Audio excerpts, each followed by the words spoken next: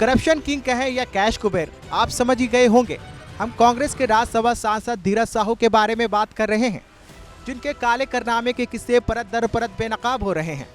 जैसे जैसे धीरज साहू के खिलाफ जांच का दायरा आगे बढ़ रहा है, वैसे वैसे उनके महंगे शौक और टसन के खुलासे भी हो रहे हैं। कभी कोई तस्वीर सामने आती है जिसमें वो चीते के साथ दिखाई देते हैं, तो कभी बंदूक हाथ में लेकर हथियारों का प्रदर्शन करते नजर आते हैं। और अब तो उनके आलीशान बंगले की चर्चा हर तरफ हो रही है। झारखंड के लोहरदग्गा में बना है धीरज साहू का व्हाइट हाउस।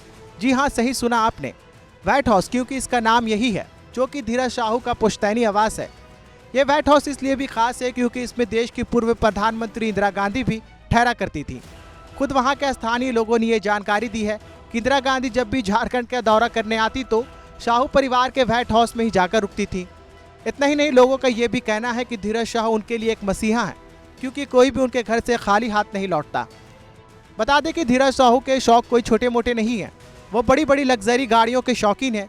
इसका अंदाजा आप यहीं से लगा सकते हैं कि उनके लोहरदग्गा में बने बंगले के सामने 30 लग्जरी गाड़ियां खड़ी रहती हैं, जिनकी कीमत करोड़ों से कम नहीं है। धीरज साहू के पिता के बारे में कहा जाता है कि बलदेव साहू खुद एक स्वतंत्रता सेनानी थे, इसलिए आज़ादी की लड़ाई के वक्त उनके घर में स्वतंत्रता सेनानियों का आना जाना लगा रहता था। फिलहाल कांग्रेस सांसद धीरज साहू के ठिकाने पर ईडी की रेड लगातार जारी है। अधिकारियों ने जियो पोर्टेबल सर्विलांस सिस्टम मंगाया है, जिसके जरिए दीवारों के अंदर या जमीन के नीचे छिपे खजानों को ढूंढा जा सके। कहा तो यहाँ तक जा रहा है कि आंकड़ा 500 करोड़ के पार तक जा सकता है। भारत की बात रोहित सिंह सावल के साथ सिर्फ एबीपी न्यूज पर।